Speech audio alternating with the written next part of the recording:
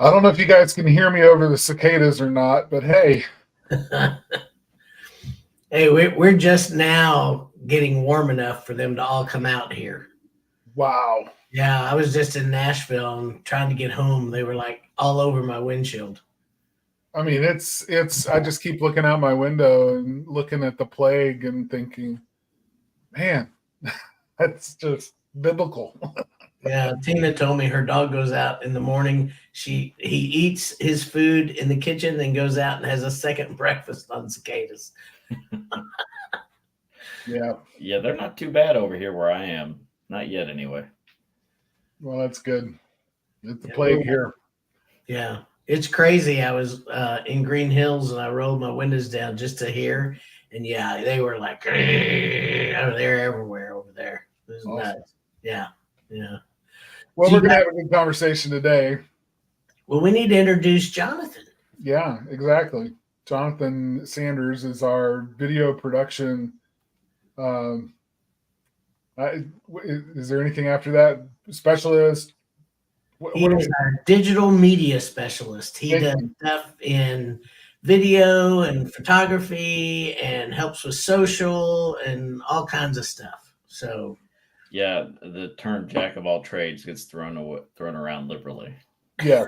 well, Well, you are our um, longest employee. I mean, you were the first employee that we ever hired, and have been with us the longest of anyone. So, um, but yeah, it's video is a large part of what you do, and that's going to be the subject that we're talking about today. So, Yeah. uh, here we go. I'll So, let you control it. Sorry. huh? Sorry, never mind. Were you trying to control my job? Were you trying I to do my job? I was wondering why it wasn't up, so I was going to put it up, but you beat me to it. Well, there you go. So, video marketing strategies, engaging your audience on YouTube. So a lot of people they do a lot of posting on YouTube, but it's so random and there's just so it's crazy. So I think figuring out how to kind of build the audience you want and then engage them, I think is really awesome. So, but Jonathan, I'm going to ask you to give us a definition and overview of video marketing. Well, just off the top of my head, the video marketing is showcasing what you can do and the problems you can solve for your potential customer, and putting that in front of them in places where they will view it, such as Instagram, YouTube, Facebook, those kinds of things. That's the what I would call it in a nutshell. Okay, Carter, you want to add anything to that? Yeah, well, specifically video. I mean, we've just got to talk about the popularity of video, and I know we've mentioned this in previous episodes of Spark Live, but there was a time when video, everybody would say, oh, this, video is gonna. I can see a time when it's gonna take over the world, and then there was kind of this moment where it just didn't seem like it was growing a whole lot. Mm-hmm. And then I don't know, it's around the time that Facebook and TikTok really, the short form videos really started taking off. And now it's just like that's all the web is, the socials especially, is just Yeah. video, video, video, video, one after another. If you're not doing video, especially on social media, then you're missing a lot of opportunities, and engagement is just going to be much lower because you're competing against a really dynamic medium that you know if you can't compete with that, and they're gonna skip over your little text or your little image, and they're gonna look for the stuff that's like moving and ooh shiny. So And the dancing, bears and all that kind of stuff. Yeah, I get it. So I'm going to ask this question before we move on, because some people will say YouTube is a search engine, and other people will say YouTube is a social platform. What is it? I would say both. That's yeah, what I think too. Yeah. I use YouTube for just personally, and I'm a younger Gen X, and so in my generation and age group, it can go either way. But even in my world, when I would need instruction, actually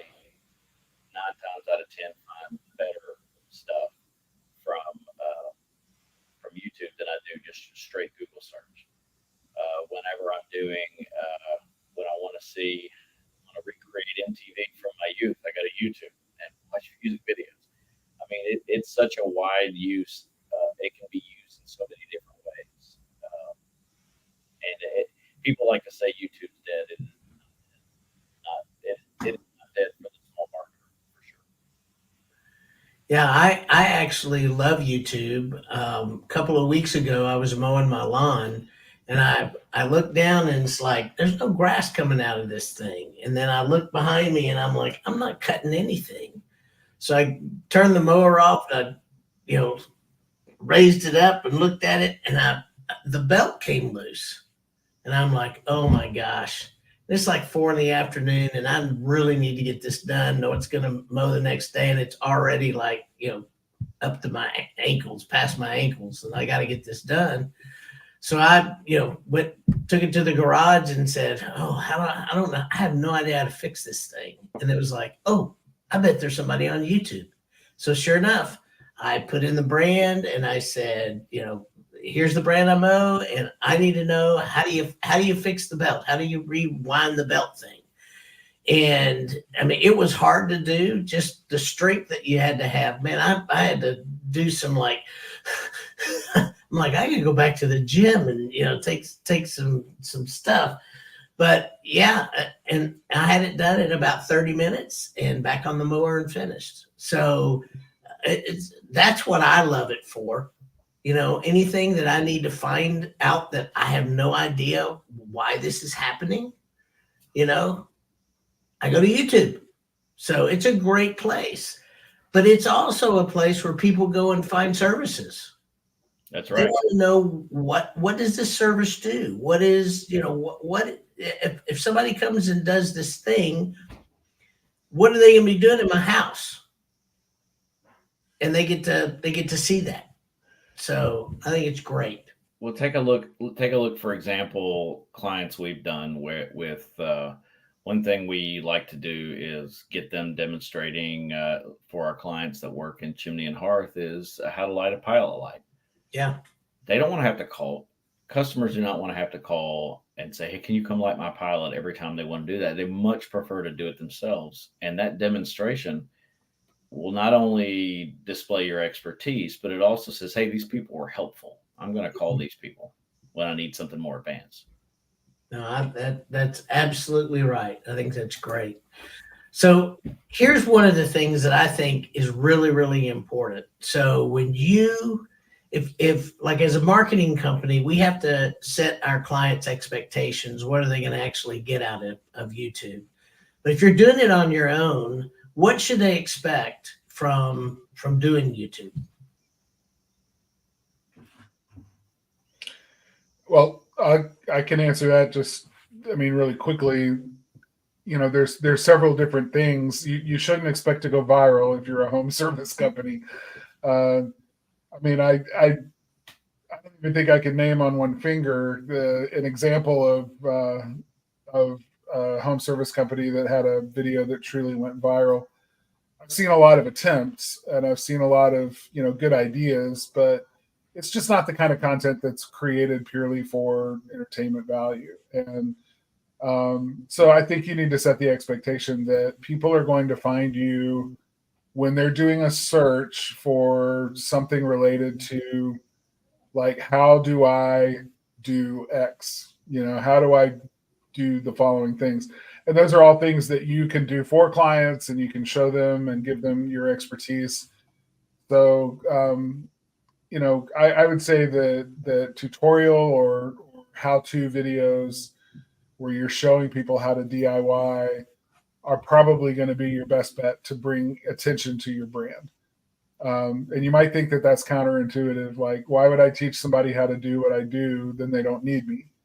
But we all know that there are people out there who just want to know what to expect. Like, how difficult is this? And what is it going to do? It's going to set price expectations about how difficult it is to do, or how much they don't want to get dirty and do that work, and how willing they are suddenly to give you a call to have you do that work. And now, because they understand all that's involved in that work, they're not going to push back on your price. They're going to go, yeah, that makes sense. That's in line with what I would expect. I mean, I'm getting value at that price, so that's fine. So those are all the things I would think in terms of setting an expectation. Those are things that video for a home service business can accomplish. And I would say too, um, it is about brand awareness, but it's not real typically about is lead generation. And I think if you think about it as a lead generator, I think you're going to be disappointed.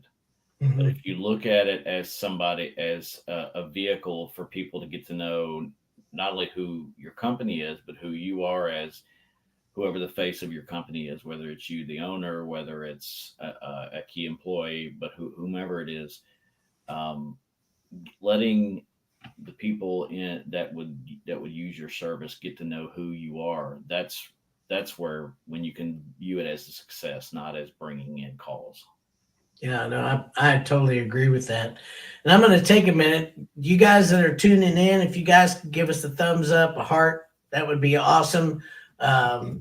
Because, YouTube is also a Google property. So here's one of the things that I like to tell people is when you have a really active YouTube channel, Google notices that.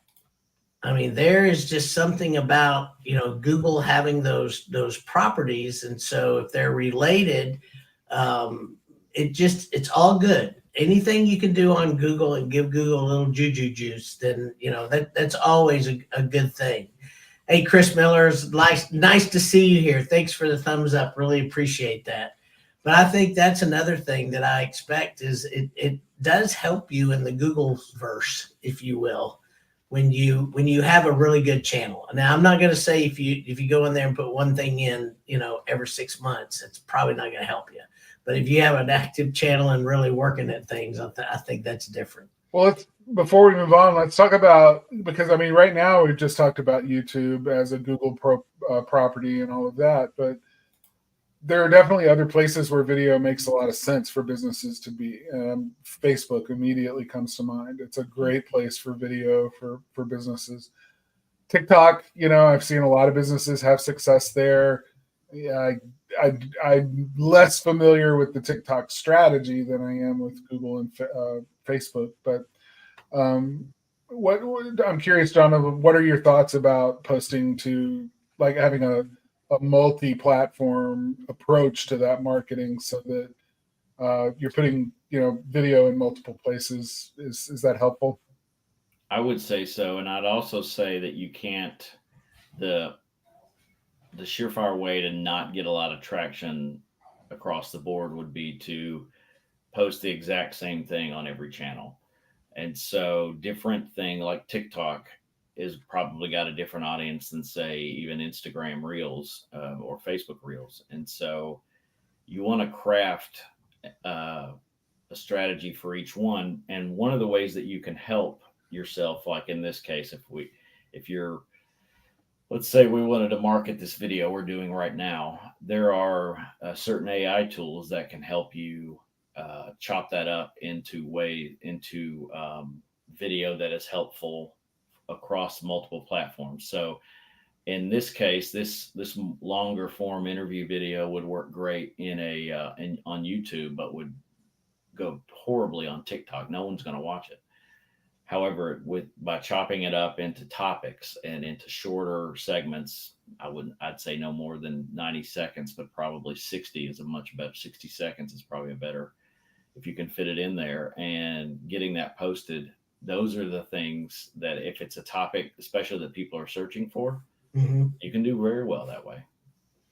Yeah. And that's one of the things that I think, after you craft a really effective video, if you do a long form video, then don't feel like you have to go back and do a little short burst of things for all the other, platforms, because you can, these AI tools will cut it for Facebook, and then they'll cut it for Instagram, and then they'll cut it, for whatever.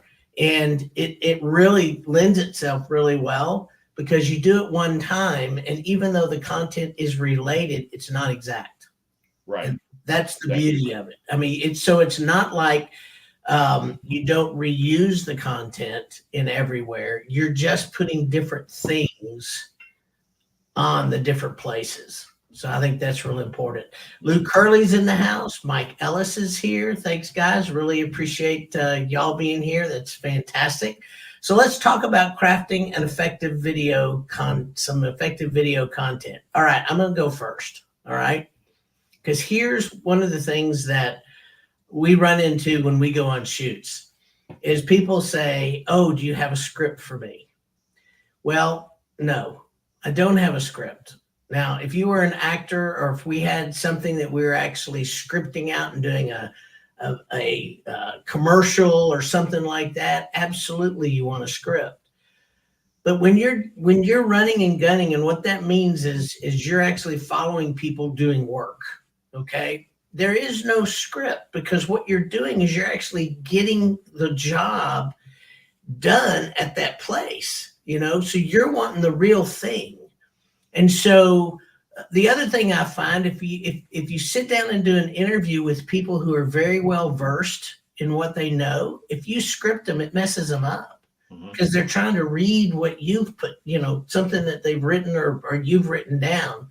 And a lot of times it's much more effective for them to just talk off the cuff, because they're telling you what they do for a living, the stuff they do every single day.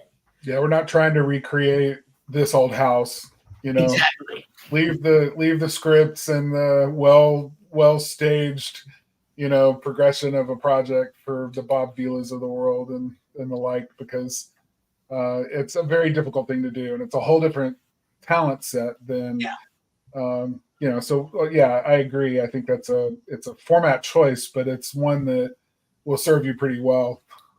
Well, especially in home service business, because it's just, you're fast paced, you're moving, you're going from job to job, you're doing different things. And so, documenting those things is really what's really important, because that's what people want to see. Now, if you want to do something like, I don't know, Squatty Potty, or the people that did the Shave Club, I think is the other one, that they really went all out, and they had locations, and I mean, it was almost like a mini movie, both of those things. So it was a full-blown commercial. Yeah. And if you want to do that, then script it, work it out, all that kind of stuff. But that's a different model than showing people what you actually do. That's really entertaining and getting people interested in buying your stuff.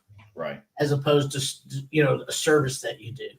So I'm going to start there about crafting effective video content. You got to know what kind of content that you want to do. That's number one. Mm-hmm. And Linda Roydhouse, thanks for being here. Appreciate you as well. It's awesome. So what do you guys, go ahead. I would think, for one, you need to stay within who you are, personality wise. I think if you try to emulate something you've seen on YouTube, it's not going to come off right. It'll probably more of a turn off. And so that's number one. Number two is, most of you have spent a ton of time training, and your craft very well. So the more you practice doing this, the more you will get better at just saying what it is you know. And I think that's the kind of thing that makes people also more comfortable as they're watching you. Because how many of us, we can only watch The Office so many times before the cringe factor gets to us and we just can't finish it. Just be who you are instead of trying to be somebody else. Yeah.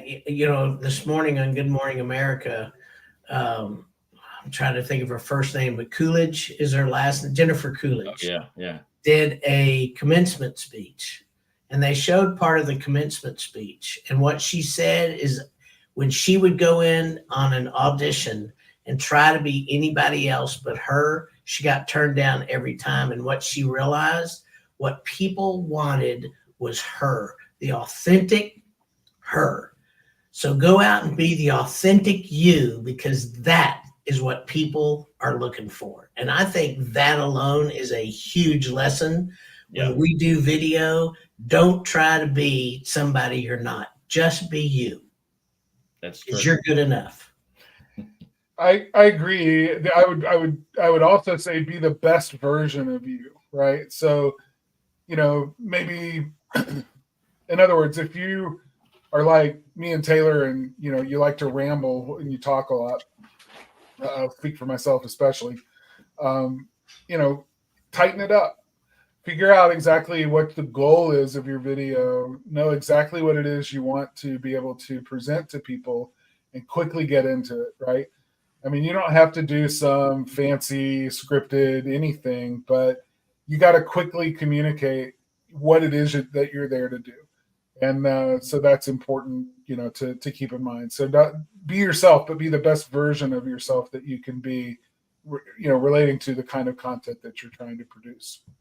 I'd throw in there too. Explain it like, say you're explaining how to light a pilot light, or explaining an aspect that's highly technical in the job that you do. Explain it to the audience like like I would explain something video wise to my wife or my mother. I'm not going to go into how I messed with the aperture and the lighting situation and a lot of other technical factors that are going to cause her to glaze over and just give me that smile when she's humoring me. Explain it, not dumb it down, but just explain it in very basic terms that most people can understand. Yeah, 5th grade to 8th grade level. Yeah, that's pretty much what everybody says. 5th to 8th grade, somewhere around there. If you could do that, you got it made. It's great. Mike asks, what if your authentic self doesn't video well? And I think that's a fair question. Yeah. There are absolutely, there's two things I want to address. Number one is you're probably better than you think you are. Mm-hmm. And number two is, practice. I mean, the more you do something, the better you become at it. And you'll never become better at it unless you start doing it. Any of the big hits, in terms of people who are creating regular content on a platform like Facebook or social media or TikTok or YouTube, they're great. And you watch their most recent videos and you're like, gosh, they're just amazing. I'll never be that good. I challenge you to go back to the very beginning if they've still got them, like the original posts that they put out that were, the first things that the channel ever produced. And you'll immediately see that there's been an evolution of skill that's been built over the period of time that they've been building their channel. So you've really got to just get out there and do it. I think that's the key is, practice. Well, and when you say, the other thing is when somebody says, I don't do video well, really what I hear is I don't like what I'm looking at after I do video. I don't like I don't like the way I talk. I don't like the way I look. I don't like something about me in that video. And I totally understand that. I don't know of anybody that actually gets on video and says, oh, I love the way I talk. I love the way I look. I just love everything about, what I'm doing here. Yes. Because we are all our own worst critics, every single one of us. And I would just say there are some things in order to move forward, you just have to move forward. And it's a fear of being seen. And it's a fear of somebody not, looking at you and feeling the same thing that you feel. But what I think what happens is we feel worse about ourselves than most people do when they watch us. And if you really have something important to say, that's what people will tune into. It's not about how you look. It's not about how country you talk, because I know I talk country. And, that's one of my biggies that I hate when I hear myself. And the fact that I sound like my brother, which is really crazy how much we sound alike. But yeah, everybody's got something. So you just have to overcome some things. And I hate the term where the people say, well, tough it up and just, get on with it. But there are times you just have to do it enough to where you're just saying, yeah, I just need to get this done because it's important. So I'm going to do it. You know what? One of the things that helped me the most, and this is the last thing I'll say on this, is getting up and talking to people in BNI. Mm. So there are plenty of business networking groups. That's just one, but I had to talk in front of people every week, and I was terrified. And that there's a similar fear attached for me personally about being behind or in front of the camera, which is why I gravitate toward the back behind the camera. And the repetitiveness of doing that actually helped me be less afraid of being in front of the camera. That's good advice. Yeah. Very good. So let's talk about production quality, because I hear this a lot too. Is I don't have a camera. I don't have the right this. I don't have the right that. I don't have yada yada yada. And years ago, I would say, oh yeah, you got to have this camera or that camera. Now I'm like, yeah, you're fine. You got a phone. If you got the latest couple of generations of phone, you're all right. Learn to use your phone, and you'll be fine. Yeah. And that's what I would say. But there's a caveat here, and it's audio. So let's talk about audio for a minute, because that's what I see on phones a lot of times that gets lost is audio.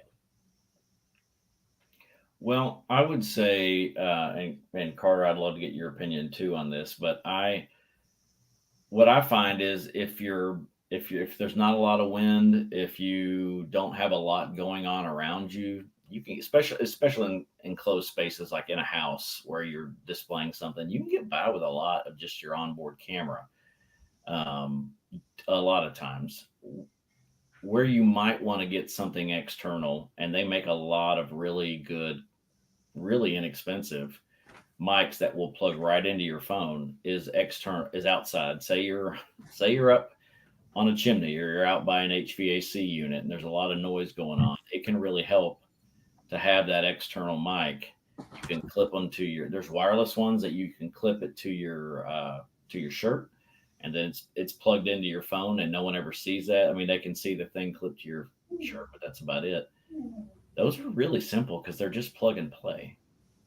And they're not real expensive. No. They've come down in price a considerable amount.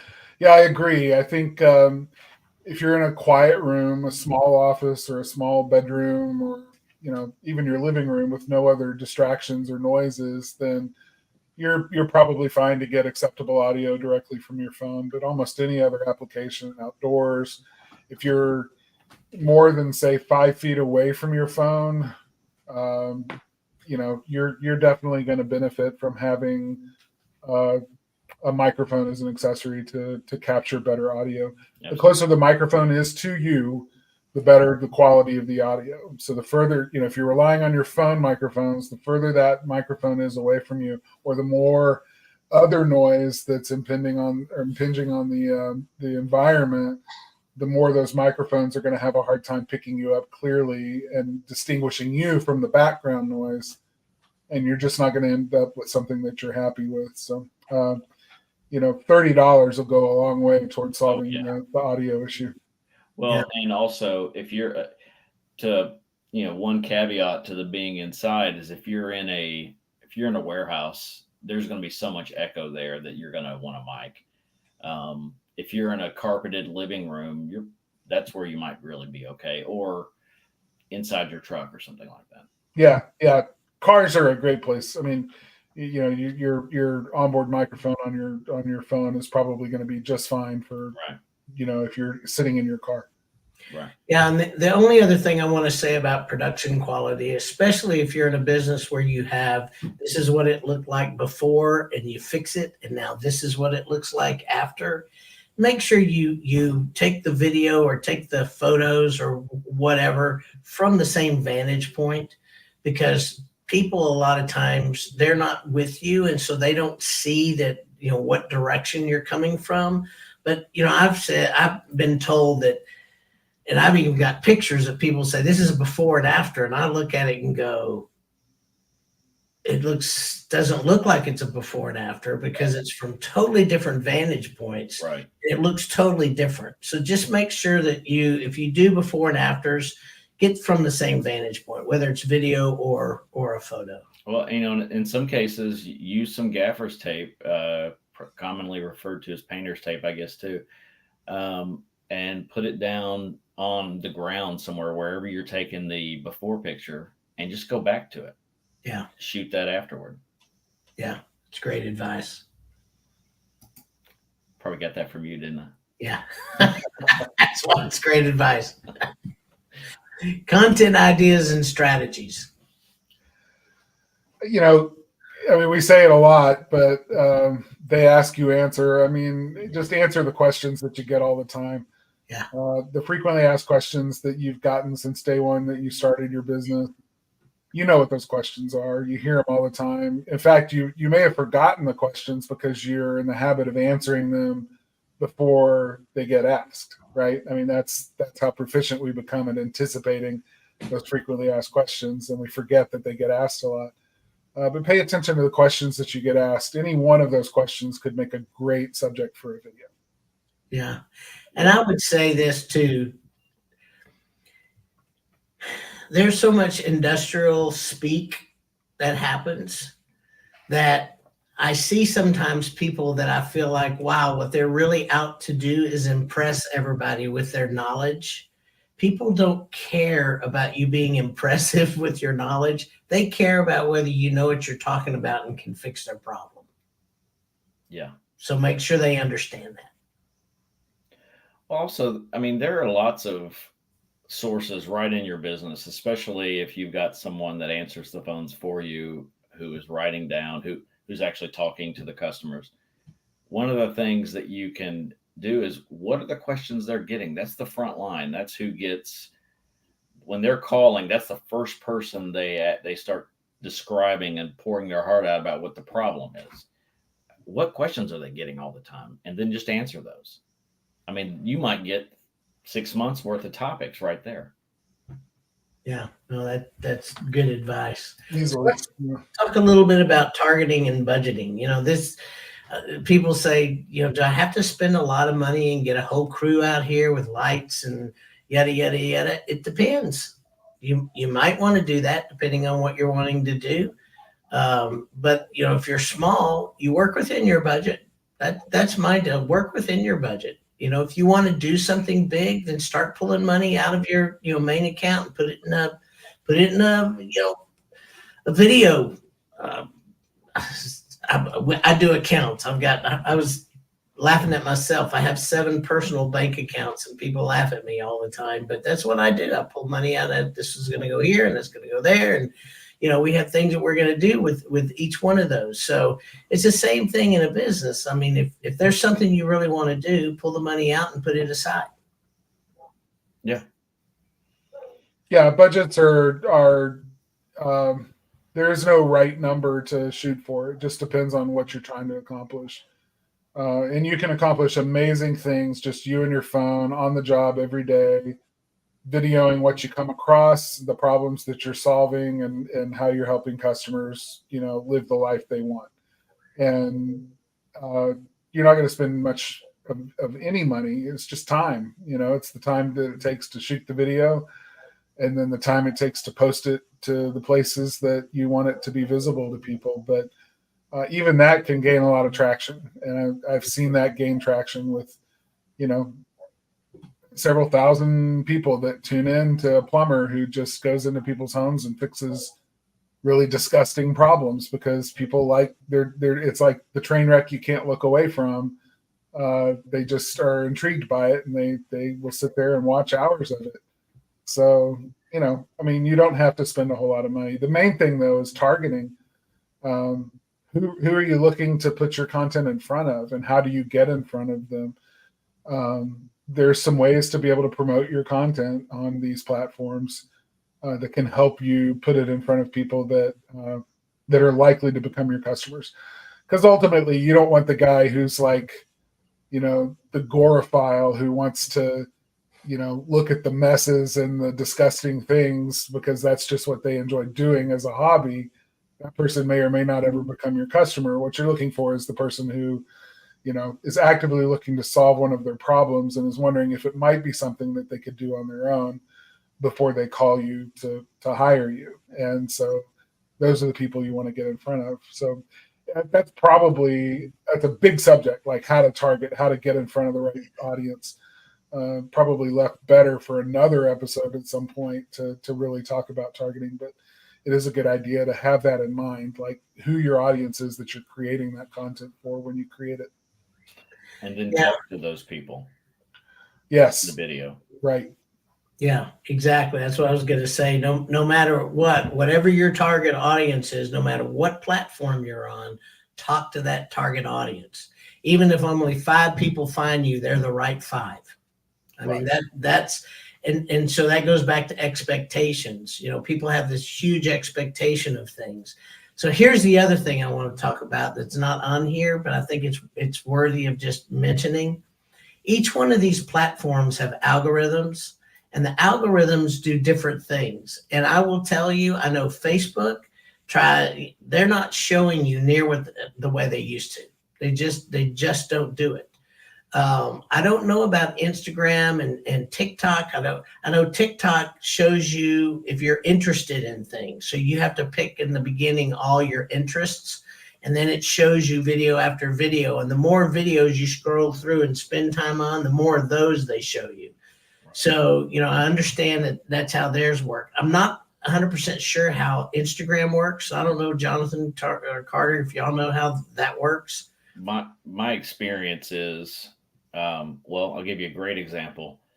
In the lead up to getting married, my now wife is sending me wedding memes constantly. Well, guess what fills my feed now, even after I've been married, is wedding related memes and all that. So I think I find Instagram is really related to interest. Yeah, that's what TikTok is too. Yeah. Where, Facebook was supposed to be all about your friends, but I'm not sure that's what they are now. Right. And I mean, we're on Facebook right now, so I'm not against Facebook. I'm just saying the algorithms are all different. So part of the expectations of what you have to know is kind of how the algorithm works. Right. Mike says, short of replacing batteries in a remote, I don't think I want customers doing what I do. It wouldn't end well. Yeah, and same here. I mean, there's a lot about digital marketing, especially when you get into the SEO and the technical SEO, especially, that's not for the faint of heart and requires quite a bit of training and everything else in order to really do well and not get hurt. So, I get that, but again, there are people who just need to know, like, I need this done, but if I can save $500 and do it myself, I want to at least learn what's involved before I make my decision about whether I'm going to call someone. So that's what a lot of the DIY ends up being. You're not really teaching people how to do the work that you do. You're teaching people that it's complicated and it's worth paying you to do what you do. That's what you're teaching them. So that's the subtext anyway that you're trying to get across. So, I wouldn't worry too much about actually convincing many people to go try, what you're showing them in the videos.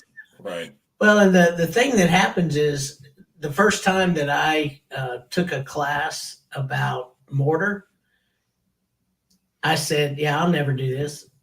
It was the first deal. I mean, it was Chris Pryor, who I know that there are people out there that don't know Chris. He's a master mason, and had the opportunity. I just said, hey, can I come to your class? And he said, yeah, come on. And so I went to his class, and I mean, pretty much the whole first part of the class was nothing more than how to mix mortar for the different things. So, everything gets mixed differently for the different stuff. And I'm just like, oh yeah, I don't want to do this. It's just too much physics, too much math, all that kind of stuff in it. So it was interesting. And that's really what happens when people say, oh, I want to do this, and they start talking about it, and then they find out what's involved, and it's like, yeah, I don't really want to do that. Well, Mike's asking the great questions today. Should you get errors and omission insurance? So I would say, beside the fact of you doing video, any business should be carrying errors and omissions insurance. I just think it's one of those types of liability insurances that is a good idea to have in this litigious modern world.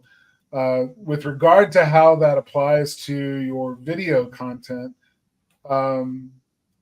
yeah, it's probably a good idea. But again, I would state a disclaimer at the beginning of any video that you're actually showing people how to do something, and say, this is something that I've done for years and I'm a trained professional at. If you do not know how to do this work, then, please consult with someone who can guide you through this, or, something to that effect. Please consult an expert on site to be able to help you complete this work. Something along those lines will go a long way towards satisfying the insurance's requirements with regard to whether or not you've covered all your bases with those contingencies.